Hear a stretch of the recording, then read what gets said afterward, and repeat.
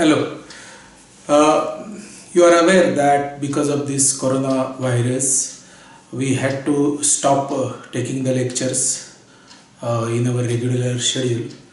But we have thought of online training also, live streaming. But we think that the kind of lectures that we conduct, the kind of time that we give students for thinking, it is going to be little difficult or boring to conduct that lecture online, and therefore this is the attempt which we are trying to make, where we will try to video shoot the lectures, keeping the pause points during the lecture wherever we say that now you think about this, and then play the next video.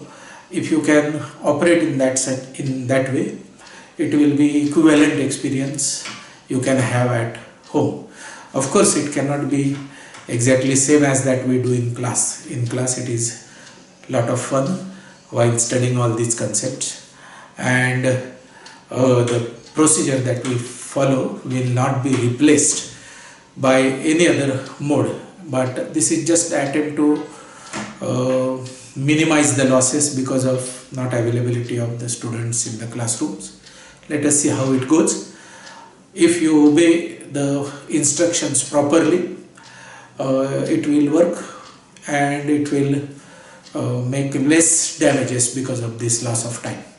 So whenever we will say that you pause the video, think about 10 minutes, 15 minutes till you get the answer, you should think and then go through the next video. These are not going to be the long videos of say 2 hours or so. It will be about 20-25 minute video because it will be easy for us to upload. So let us begin. We will start all together a new topic. In the maths, we are going to start with vectors. If it goes well, we will continue with three-dimensional geometry also. We will try first few lectures in maths only, and if it is working, then we will have similar lectures for physics and chemistry. Okay. So normally the way we start in vectors is by asking students what is the definition of vector. You must have had some exposure to vectors earlier in your life, and therefore it is expected that you should define what do we mean by vectors, what do we mean by two vectors equal. So there we spend good amount of time. So if you have time, you think about just getting in words what is the definition of vectors and try to write it down.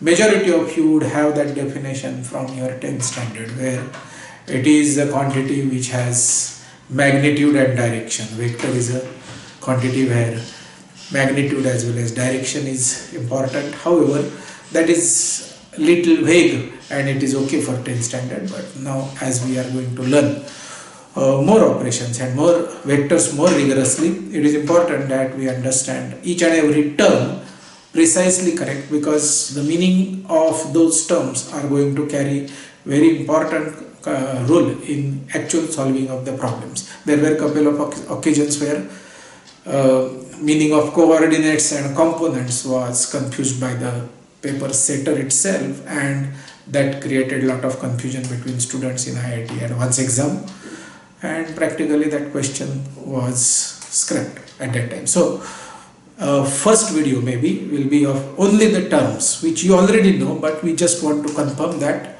you know them and what is the correct meaning of that. So about 15-20 minutes we take time in class to say what do we mean by vectors and vector equality, equal vectors. How do we say that this vector AB is equal to vector C?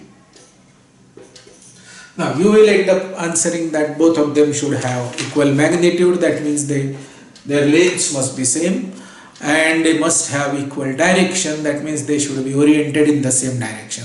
The problem is there. How do you ensure, how do you measure, how do you quantify that the two vectors are having same direction? So after a lot of thought and maybe the pure geometry background that we have, we can come to a conclusion saying that maybe this is the answer to the question that we pose. If you have two vectors and if they are equal vectors having same magnitude and same direction, then the segments joining AD and BC, they should share the same midpoint. If the midpoint of initial point and of first and terminal point of second segment joining these 2 points and vice versa, if they have a common midpoint, then both these vectors AB and CD are equal vectors. That is the geometric interpretation because of the property of parallelogram. Okay, so this is what we mean by equal vectors. But before that, let us get into the terminology, and I will be sending you the scanned copies of my notes, which you can refer for different definitions and maybe run through this presentation. Vector. By vector we mean it is a directed line segment. Length of the vector. Vector AB is denoted by AB arrow, and the length is denoted by absolute value of vector AB. So we can say the length of vector AB is equal to length of vector.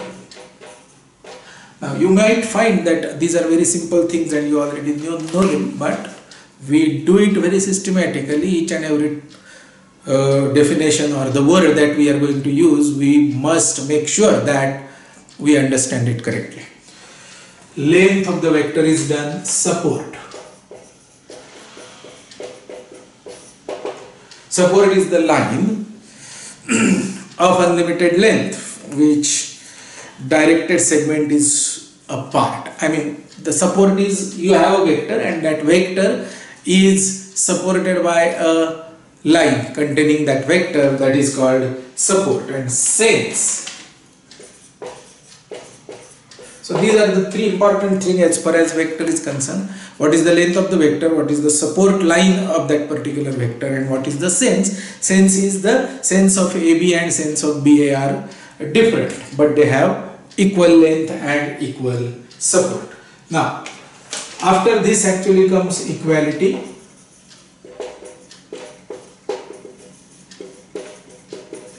Which we have already seen. Two vectors are equal if they have same length, if their supports are same or parallel, and if their sense is same. Then the word co-initial vectors.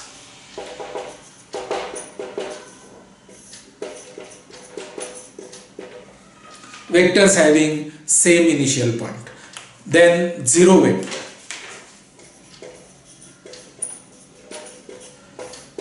Vector having length equal to 0. Vector whose initial and terminal points are coincident and the length is 0 is 0 vector, and 0 vector can have any line as a support. Okay. Then a scalar. What do we mean by scalar? Scalar is just a real number. Scalar is a real number which is called scalar in the vector terminology, is in vector language. Then once we know what is this vector, now this is a new field in mathematics. We had real number field earlier, we had complex number field earlier. Eventually this is our now vector field. We will have matrices later on, linear algebra. So whenever we define any new field, then we must define two operations.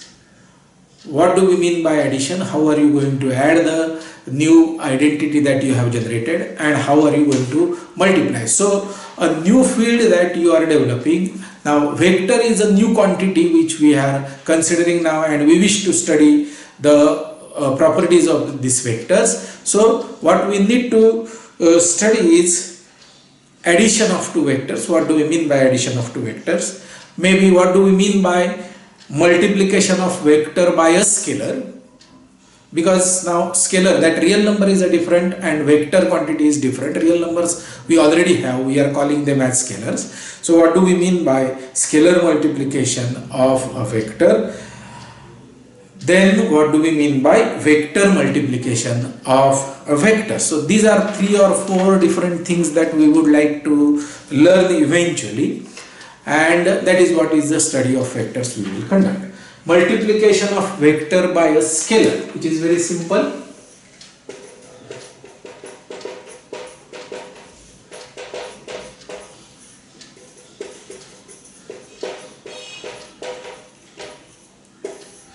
So m is a scalar and a is a vector. So m into a is m times a. It is a stretching or compression of vector a by the factor m, and therefore obviously length of vector ma will be length of vector a into absolute value of m is nothing but the scalar. Now if this scalar is negatively signed, then your m times a vector will be opposite in direction. So support of ma is same as that of a. The sense of ma vector is same. If m is positive, is opposite if m is negative. Then it comes addition of 2 vectors.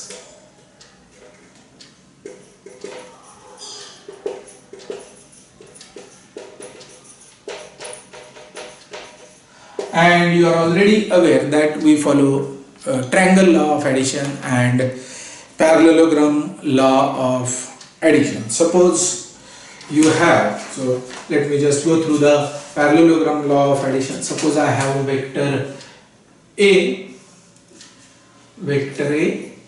So basically vector A, you can take any point O as your origin. So this is O, and suppose this is vector A.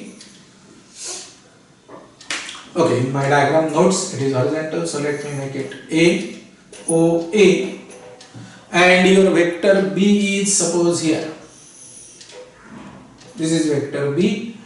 Let us call this capital B. So this is it, and I want to add these 2 vectors. Now, of course, while adding, we make them coterminal. So that is what is the reference point which we have selected, and when we said that 2 vectors are equal, we have to understand very important thing there, that if a vector in 3-dimensional space is somewhere here, and if I have another vector somewhere here, the lengths are same, and suppose they are parallel, their directions are also same. That means this vector and this vector, they are exactly same vectors.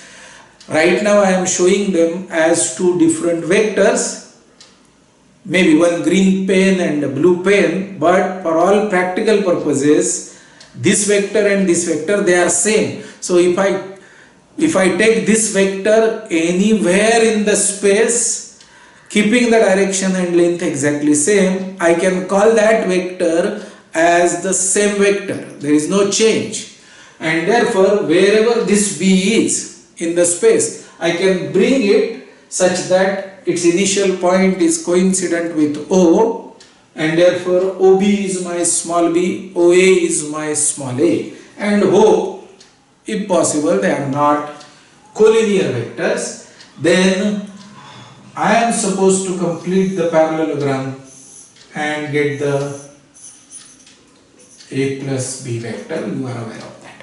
So OA plus OC, AC. Now because it is a parallelogram, OB and AC are going to be the same vectors. So OA plus AC is equal to OC, and OA is small a, AC is small b, is equal to A plus B. I mean, it is the same thing. So OC is my summation vector. That is how we define our addition of 2 vectors. Now, the moment we do addition, like real numbers, we will have to check whether addition is commutative or not, and these are called laws of addition composition. So you can cross check by making couple of diagrams that addition of vectors is commutative, addition of vectors is associative. A plus inside bracket b plus c is equal to a plus b plus c. Then the third thing that we can check is opposite of a vector. So a and opposite of a, they add up to 0, therefore we have got that additive inverse. Additive inverse is opposite of a. Additive identity is 0 vector. So all those a1, a2, a3, a4 which we have studied for real numbers are satisfied by this addition. Okay, so maybe using your pure geometry skills you may try proving this.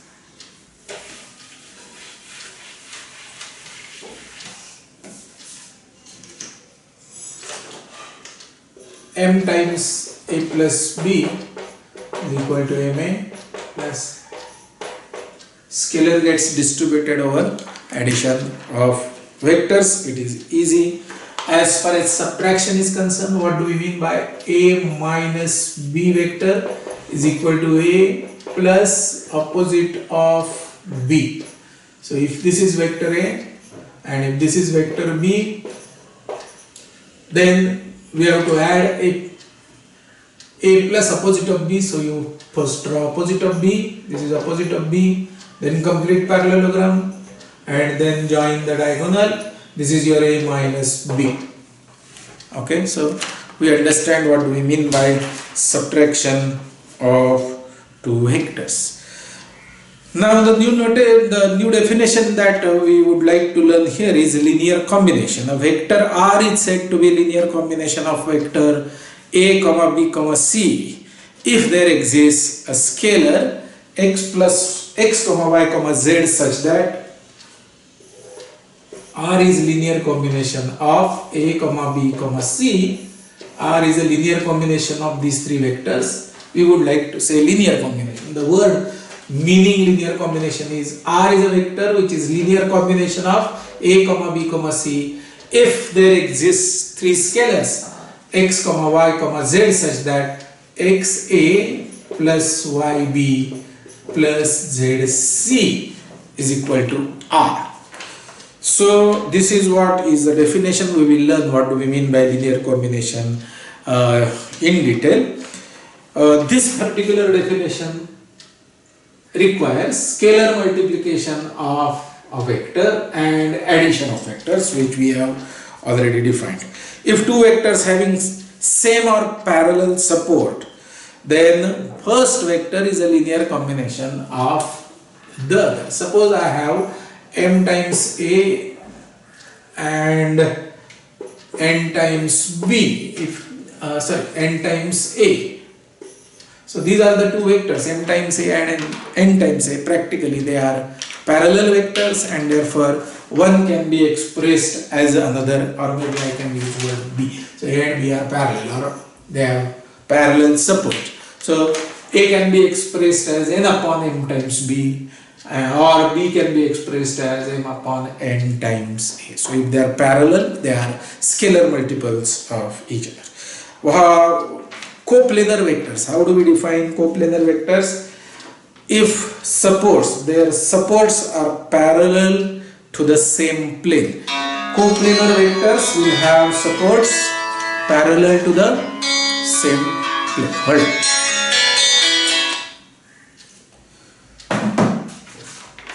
So three vectors are going to be coplanar if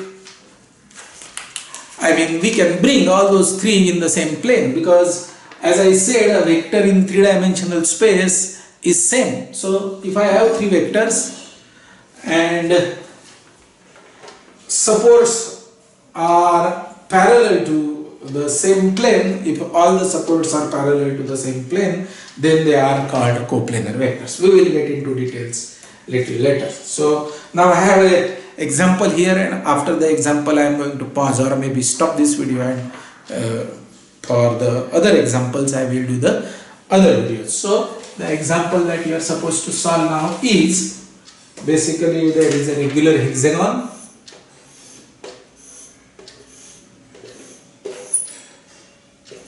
A, B, C, D, EF, and vector AB is small a, vector BC is small b. You are supposed to find out all the remaining vectors as shown in the figure. You are supposed to find out AC, you are supposed to find out AD, you are supposed to find out AE, you are supposed to find out AF, then CE, vector CE, you are supposed to find out. Find all the remaining vectors in terms of A and B. Okay, that is the exercise. You do this, you might find that this is very elementary, but these are the examples which we have picked up in our notes, which are important that students solve during study. I mean, while he is understanding these concepts, and that these examples will make these concepts more clear, or you will confirm that yes, you have understood. So I request you solve this, get your answers. Maybe in the next video I will write down those answers and move ahead. Thank you.